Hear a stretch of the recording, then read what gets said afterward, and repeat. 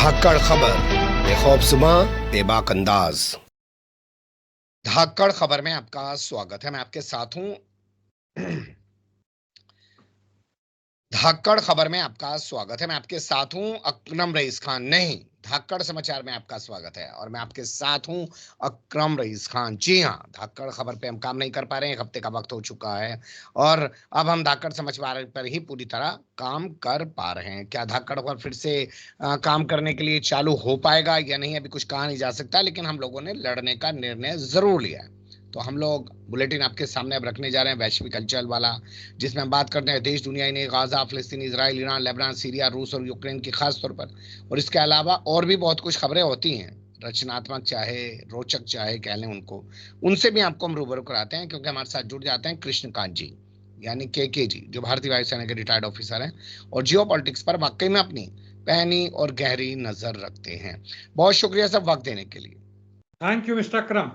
खबरों की शुरुआत करें तो ममता बनर्जी का जिक्र कर लेते हैं। अभी उनकी साड़ी और चप्पलों की बात हो रही थी, लेकिन अब वो ऑक्सफोर्ड में बोलने के लिए पहुंची तो उनका विरोध किसने किया और क्यों किया, यह एक बहस का मुद्दा हो गया है। ममता बनर्जी ने पहले भी आरोप लगाया था, बार बार दोहराती हैं कि बंगाल में बीजेपी और सीपीएम मिलकर उनका विरोध कर रहे हैं। ये दोनों मिलकर कर रहे हैं कि नहीं कर रहे हैं वह मुझे नहीं मालूम, ऊपर से तो खैर नहीं लगता है, लेकिन अंदरूनी जानकारी स्पष्ट है, पूरी दुनिया को पता है कि चुनाव के दौरान में सीपीएम के बहुत सारे कार्यकर्ता वह ममता बनर्जी को वोट देते हैं और सीपीएम के बहुत सारे कार्यकर्ता छोड़ के भाजपा में आ गए। जो जिनका आधार हिंदुत्ववादी है वो भाजपा के साथ जा रहे हैं और जो भाजपा को नहीं चाहते हैं कि बंगाल में जीते वो ममता बनर्जी को वोट देते हैं, यानी सीपीएम का जो भी आधार था वो खत्म हो गया। खैर, हम आते हैं इस ऑक्सफोर्ड वाली बात में जो ममता बनर्जी आरोप लगा रही है इनमें। यहाँ एसएफआई ने अपने फेसबुक पर, यानी सीपीएम का जो स्टूडेंट विंग है, student front of India, student federation of India, उसने कहा है कि हमने उनका विरोध किया है, चूंकि हमने सवाल उठाए थे वह उनका जवाब नहीं दे पाई। हमारा सवाल बहुत सारा था और उसमें था कि क्यों जनता को लूटा जा रहा है, प्रताड़ना किया जा रहा है, सीपीएम के नेताओं पर और छात्रों पर अत्याचार किया जा रहा है। जबकि अमित मालविया ने अपने ट्वीट करके कहा है कि बंगाली हिंदुओं ने उनका विरोध किया, क्योंकि ये लोग कह रहे हैं कि बंगाल में हिंदुओं का जनसंहार हो रहा है। यानी शब्दों का जहां भी मर्जी वहां जिस तरह से आप इस्तेमाल कर दीजिए। 2002 की बात भूल जाते हैं, 1984 की बात हम कर सकते हैं। बिल्कुल ये लोग आवाज नहीं उठाएंगे जो दुनिया में बाहरी देशों में हो रहा है, गाजा पट्टी में हो रहा है, इसकी बात नहीं करेंगे। तो ये कुल मिलाकर इन लोगों ने जानबूझकर ममता बनर्जी को हतोत्साहित करने की कोशिश की और उसको भंग करने की बात की। वैसे अलग बात है कि जब प्रधानमंत्री भी जाते हैं, जब इंग्लैंड और यूएसए में जाकर उन्होंने किया था तो वहां पे भारी मात्रा में लोगों ने उनका विरोध किया था, जिसको भारत के मीडिया ने नहीं दिखाया, हालांकि अंतर्राष्ट्रीय मीडिया में हर जगह था। जी। और हाल फिलहाल में हमने देखा कि कैसे विदेश मंत्री के सामने हमारे तिरंगे का अपमान किया गया और हलक से आवाज भी नहीं निकाल पाया विदेश मंत्री। अब यही बात है, ये लोग जब जाते हैं, मान लीजिए कि जब यदि बांग्लादेश और पाकिस्तान के हो तो बड़ी बड़ी आंखें जरूर दिखाएंगे, चीन की बात हो तो कहने के लिए अंदर में कहेंगे, अमेरिका के सामने बिल्कुल नतमस्तक हो जाते हैं, कोई आवाज नहीं निकलती है, रूस के भी खिलाफ ये लोग कोई आवाज नहीं निकालते हैं। तो यह दो मुहा नीति जो है, टैक्टिकली कहें तो कुछ हद तक वहां तक सफल है कि भाई हम सस्ता तेल लेते हैं, दूसरी चीजें करते हैं, लेकिन वो स्ट्रेटेजिकली, अभी जैसे अमेरिका हमारे ऊपर टैरिफ बढ़ा रहा है जी, और वहां पे हमारी यदि आवाज नहीं निकलती है तो वह हमारी विदेश नीति, जिसमें अर्थतंत्र या अर्थशास्त्र है, वहां पर असफल होती हुई नजर आ रही है। जी। लेकिन मैं बात करना चाहता हूं सिर्फ विचारधारा को लेकर, क्योंकि आपने कहा कि सीपीएम के कुछ कार्यकर्ता बीजेपी की तरफ चले गए, कुछ कार्यकर्ता जो है टीएमसी की तरफ चले गए, ममता के साथ चले गए।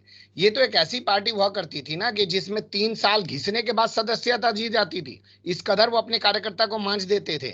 ये लोग विचारधारा की बात करते थे, आज ये भी हिंदुत्ववादी हो गए हैं। मैं इतना ही कहूंगा कि काश ऐसा हुआ होता।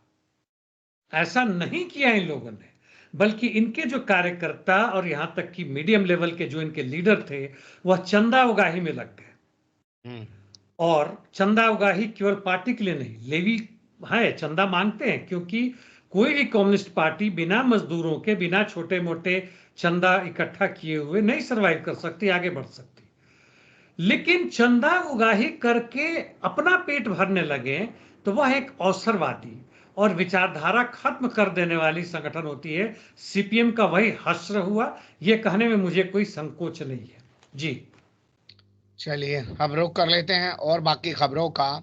लगता है इंदिरा गांधी जो है भारतीय जनता पार्टी को भाने लगी हैं। एस जयशंकर की जबानी अगर पाकिस्तान की बात सुने तो ऐसा ही कुछ लगता है।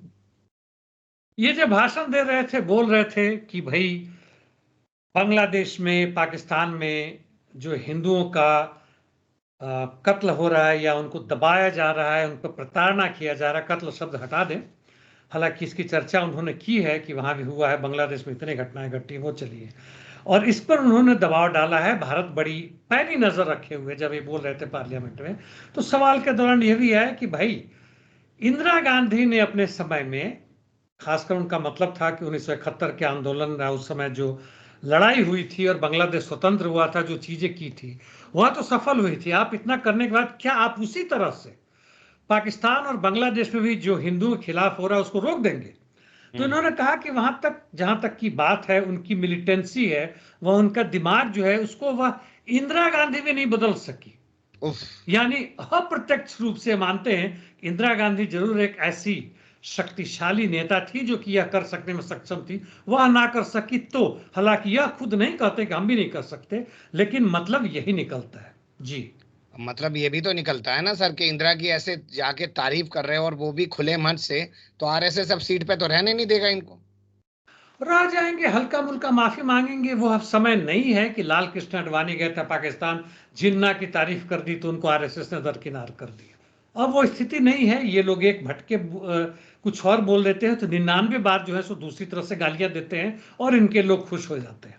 जी सही बात है, इनका चाल चरित्र और चेहरा कुछ और ही है। वीडियो आजकल सोशल मीडिया पे वायरल हो रहा है जिसमें नरेंद्र मोदी कह रहे हैं कि मेरे बगल में, मेरे आसपास जितने भी घर थे वो मुसलमानों के थे। ईद के दिन हमारे घर में खाना ही नहीं पकता था क्योंकि इतना अड़ोस पड़ोस से आ जाया करता था। मैं तमाम त्योहार मुसलमानों के मनाता था। और वहीं साथ में बयान चल रहा है आदित्यनाथ योगी का कि साहब 100 मुसलमानों के बीच में एक हिंदू परिवार नहीं, 100 हिंदुओं के बीच में 50 हिंदू भी नहीं रह सकते हैं। तो ये क्या बोल रहे हैं, क्या कर रहे हैं, कुछ नहीं जानते हैं। खैर हम रुक कर लेते हैं। एक त्रासदी का जो हुई है म्यांमार में, थाईलैंड में, और जो तस्वीरें आ रही हैं वो रूह कपा देने वाली हैं। लेकिन मैं सवाल अपने यहां से उठाना चाहता हूं। ये बुरा मंजर तो हमें भी देखने को मिल सकता है सर। क्या आपको लग रहा है कि उस घटना के बाद हमारे यहाँ कुछ जो है तैयारी चल रही है? हो सकता है। कभी हमारे मित्रों के बीच से बातचीत चल रही थी और हमने यह आश्चर्य व्यक्त किया था कि विज्ञान इतना स्तर तक नहीं पहुंच सका है कि इस ट्रेम्बल या अर्थक्वेक, ट्रेम्बल मतलब हल्का कांपना जिसमें 3 से 4 रिक्टर स्केल पर मापा जाता है। हालांकि म्यांमार में जो हुआ जिसकी चर्चा कर रहे हैं 7.7 मिल गया। तो हमारा उस समय सोचना था कि 6 से अधिक यदि दिल्ली में आता है तो दिल्ली के अधिकांश जो घर है वो नेस्ता नाबूद हो जाएंगे। 6 आता है तो 7 भी हो सकता है। और थाईलैंड का जो बड़ा मंजिल जो था, वो जो जिस तरह से भवरा के गिर गया, एकदम मतलब नेस्ता नाबूद हो गया, वह देख के तो डर डर लगता है। 1100 से अधिक लोग मर चुके हैं और इन दोनों देशों में, नहीं चीन में भी संभवतः भारी तबाही आई है जिसका मुझे भी नहीं पता है। मैं सारा दिन बाहर रहा हूं इसलिए नहीं देख पाया हूं। लेकिन यदि दिल्ली में, भारत के अन्य जगहों में देखें तो भूकंप निरोधी जो एक नींव डाला जाता घर बनाने के लिए, वो तो बिल्कुल नहीं है। बहुत कम जगहों में, शायद डीडीए फ्लैट्स में कुछ हो या बड़े बड़े सोसाइटी बनते वहां हो या जहां बड़े बड़े हमारे नेता रहते, बड़े पूंजीपति रहते हैं, उनका हो। लेकिन 90% से अधिक घरों में इसकी व्यवस्था नहीं है। और यदि 7, 7.5 से कम भी यदि 6.5, 7 आता है तो बहुत बुरा हाल होगा हमारा। और उसके लिए हम अभी के हालत जो है, हम यही कह सकते हैं कि वह गॉड के मर्जी के ऊपर है कि क्या करे। क्योंकि अभी हम कुछ कर भी नहीं सकते, उस स्तर पर हम बदल भी नहीं सकते। क्योंकि जो जितनी चीजें बनाई गई हैं मुनाफाखोरी के लिए चलते बनाई गई है और विज्ञान को बिल्कुल दरकिनार कर दिया गया है। हम उसकी पूजा पाठ करवाते हैं, कुछ चीनी वो क्या कहते हैं, वो वास्तुशास्त्र लाते हैं, कहीं लाते हैं, और उससे कुछ भी नहीं होने वाला है। यदि भूकंप 6.5, 7, 7.5 तो भयानक है, पहुंच जाता है तो फिर कोई नहीं बचा सकता हमें। जी लगता है पूजा पाठ की तरफ बढ़ रहा है नेपाल। वहां कहा जा रहा है कि भैया संघीय व्यवस्था खत्म करो, हिंदू राष्ट्र बनाओ, और इसके चलते वहां दो को मार भी दिया गया है। एक तो आपस में खूब लड़ रहे हैं लोग, उनको यदि नजर आने लगा है कि सत्ता आने वाली है तो सत्ता के लिए अब लूट हो गया है कि हम राजा ज्ञानेंद्र के ज्यादा नजदीक हैं, तो हम ज्यादा नजदीक है, हम प्रधानमंत्री बनेंगे, हमारे हाथ में होगा, ये सब सारी चीजें चल रही है।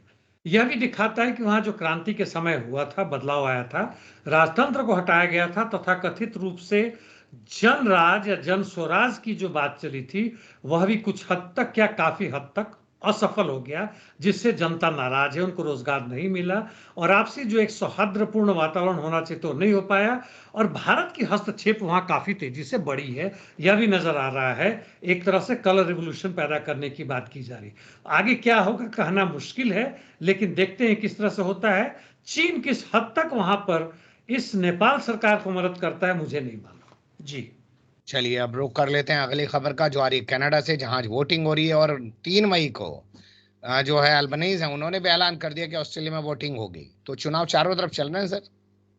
चुनाव तो चल ही रहा है। कनाडा के जो अभी प्रधानमंत्री वो तो हट ही गए, जो नए बने हैं उनके भी जीतने की संभावना मुझे कमी नजर आ रही है।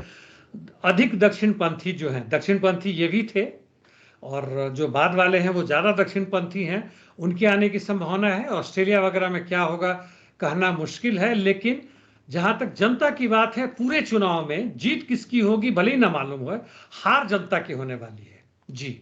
ये आपने जो लाइन कही है कि हार जनता की होने वाली, और जिस दिन इस बात को जनता समझ जाएगी तो जो उनके ऊपर शासक बनकर बैठते हैं, उन्हीं के पैसों पर मलाई खाते हैं, उनको वो उनकी औकात दिखा देगी। खैर अब रुक कर लेते हैं रूस और यूक्रेन जंग का, और बड़ा अपडेट है पुतिन के हवाले से। पुतिन ने कहा कि यूक्रेन में सारा का सारा सिस्टम यूएन को अपने हाथ में ले लेना चाहिए, और जब तक चुनाव ना हो तब तक वहां पर तमाम व्यवस्थाएं उसके पास रहनी चाहिए। यूएन का हस्तक्षेप क्यों चाह रहे हैं यूक्रेन में पुतिन? बड़ा ही उनका महत्वपूर्ण और टैक्टिकली यानी स्ट्रेटेजिकली यानी दूरगामी लक्ष्य है इनका, और इसको आगे बढ़ा के, जिसको मुझे नहीं लगता कि पाश्चात्य शक्तियां मानेंगी। जेडी वांस ने ऑलरेडी कह दिया है कि नहीं, यूक्रेन में एक अपनी सरकार है, उसको हम कैसे दरकिनार कर सकते हैं। हालांकि सबको मालूम है कि वह सरकार का अस्तित्व नहीं है, चुनाव नहीं हुआ है, इसलिए वहां के भी जो राष्ट्रपति जेलेंस्की हैं वास्तव में राष्ट्रपति नहीं है। नंबर 2, यूक्रेन में जो भी आजकल हो रहा है, चाहे मिलिट्री हो, इकोनॉमिक हो, वह अमेरिका, यूएस, यूके, फ्रांस के कहने के हिसाब से हो रहा है, उनके कहने से हो रहा है। तो ये चाह क्या रहा है जेलेंस्की? एक तो यह चाह रहे हैं कि जेलेंस्की नहीं, पुतिन क्या चाह रहे हैं, प्रस्ताव उन्होंने रखा है यूनाइटेड नेशंस में कि जेलेंस्की को दरकिनार किया जाए, नंबर 1।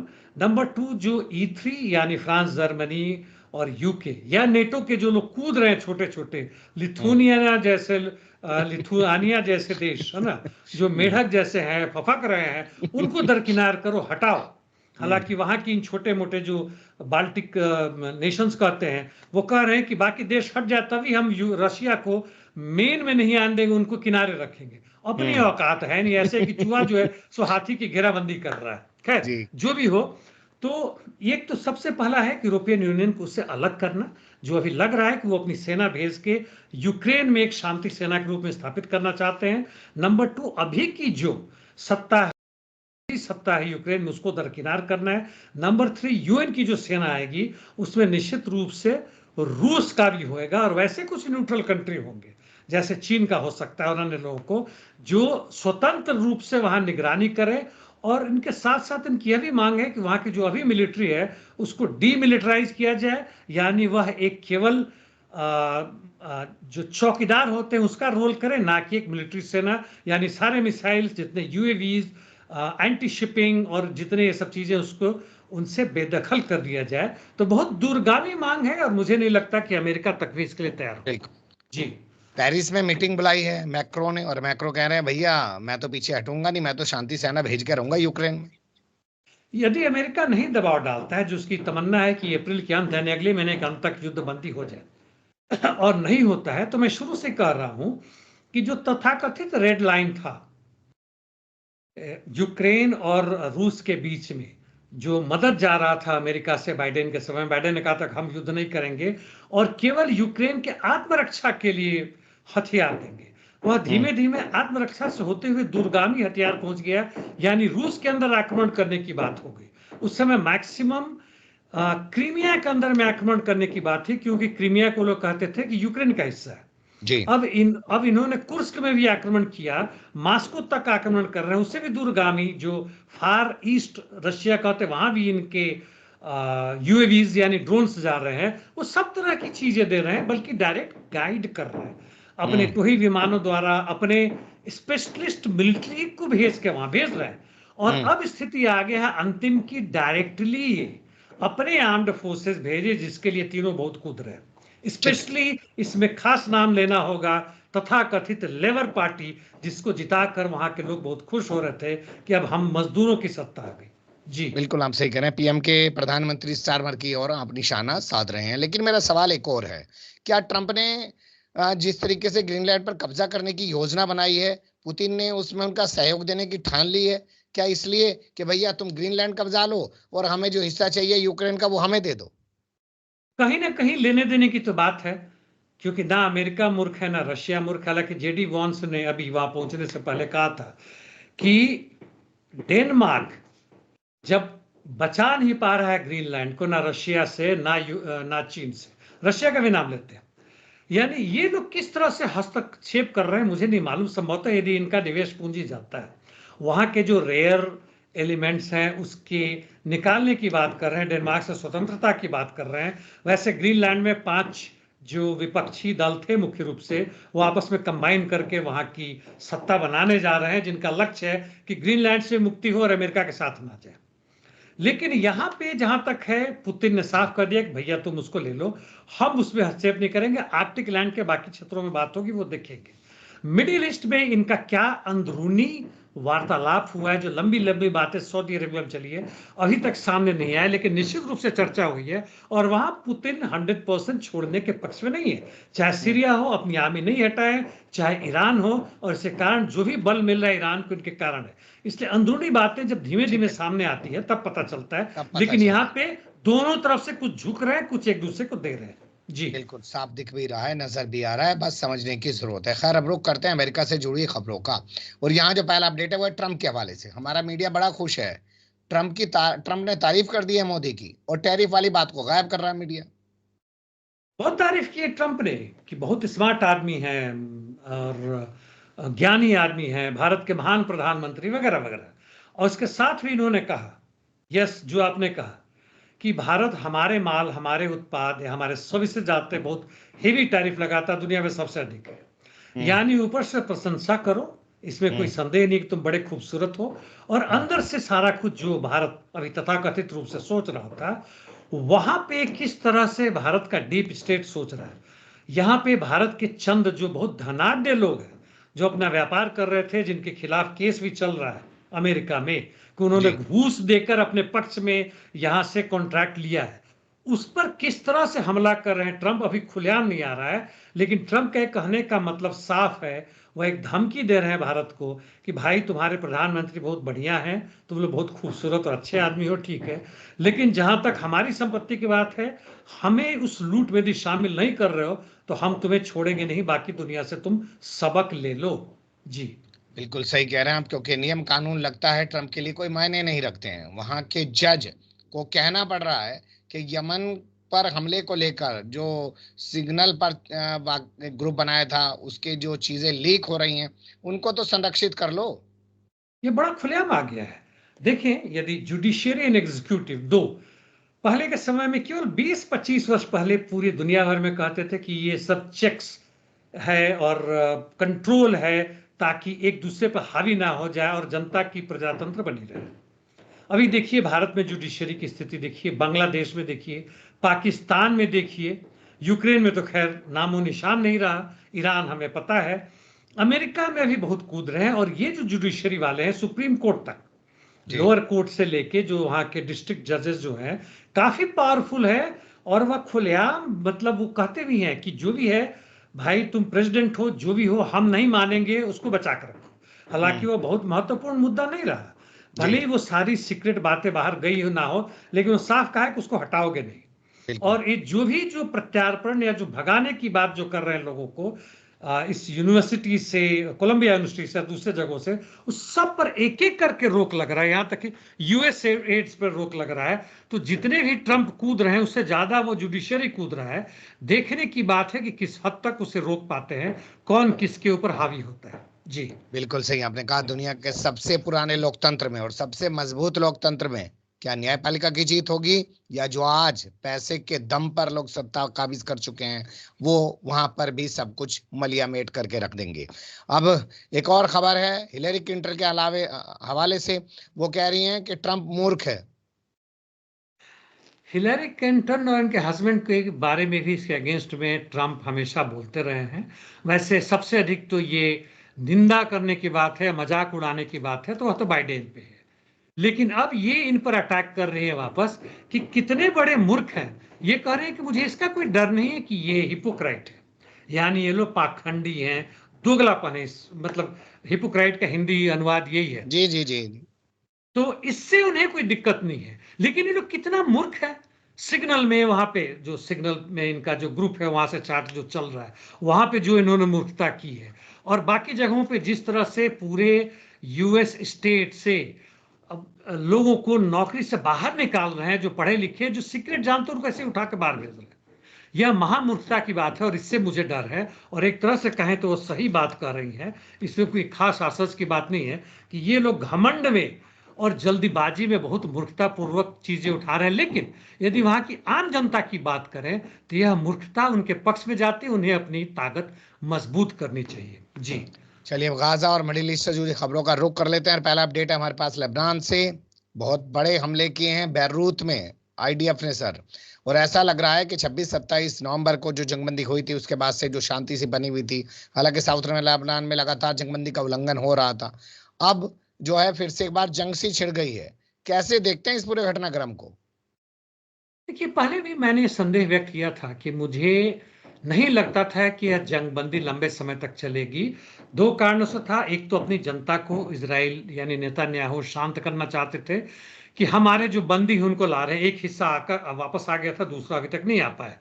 और दूसरा चीज ये था कि इनके सैनिक और इनके जो हथियार थे वो काफी घटे थे।